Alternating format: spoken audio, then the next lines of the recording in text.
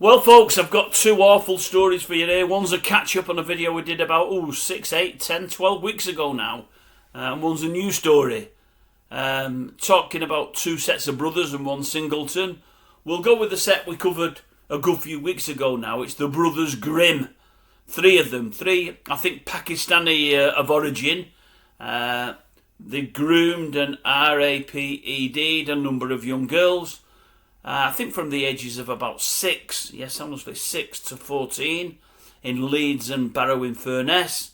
I told you about it weeks and weeks ago, folks. They were in Preston Crown Court, and they were taken down whilst the sentencing was sorted out.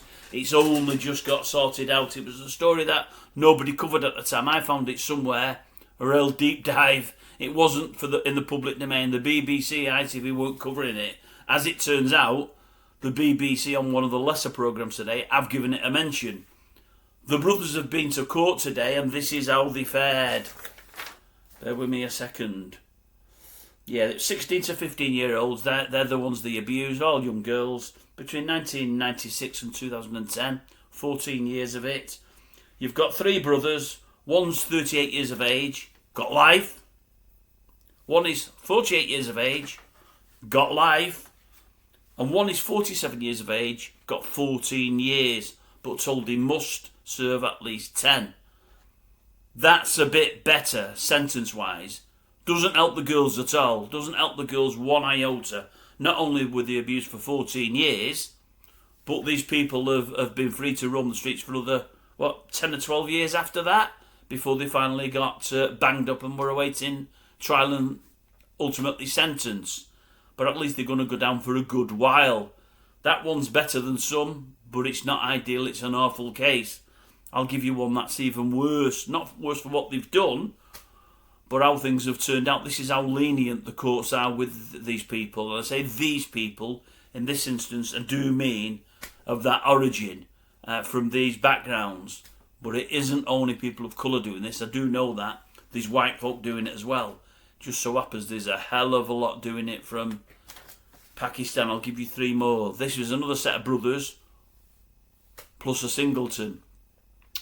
They were jailed, or have been jailed, for a number of years in that they're Bradford for things that they'd done. Wait a minute. Two brothers and another person, all from Bradford. They're having the sentences reviewed because it's been said that the sentences were an absolute joke. They were given much, much too little time-wise. One got 6.5 years, one got 7.5 years, and one got 9 years.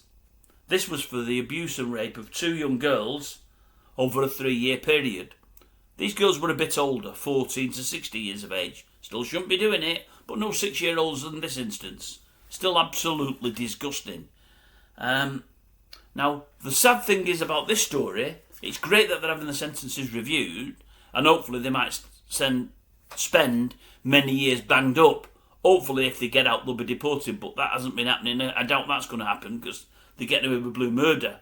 The problem is, of those three, two of them never appeared in court the first time and have been on the run ever since. So them sentences have been handed out, they're now going to be reviewed, but they've only got hold of one person. So of the three, two are out on the toes. It's believed in another country. You can guess what that country would be, and you can guess the chances of bringing them back for justice. I would imagine they're extremely slim, but you never know. But that's how bad things are out there, folks. That's how stupid our police and judiciary are at this moment in time, letting these people not only roam the streets, but when they catch them, letting them get away before they actually go to trial. Absolutely crazy. And then you've got them, they're being told they're going to be deported when they come out, and we're reading that they're getting legal aid and all kinds of things when they do come out to fight deportation, and they're just staying over here. And many of them are roaming the streets, bumping into the same young children that they abused 5, 10, 15 and 20 years ago. Sickening and sad. Sickening and sad. But I'm glad a couple there at least got life. Let's hope life is life, or very, very, very, very close to that. Because what they've given to them young girls is life sentences. Them young girls will never, ever be the same, ever again. Anyway, at least we now know what they've been sentenced to, and on the face of it, it looks better than what we've seen in the past. Maybe we should be grateful for that.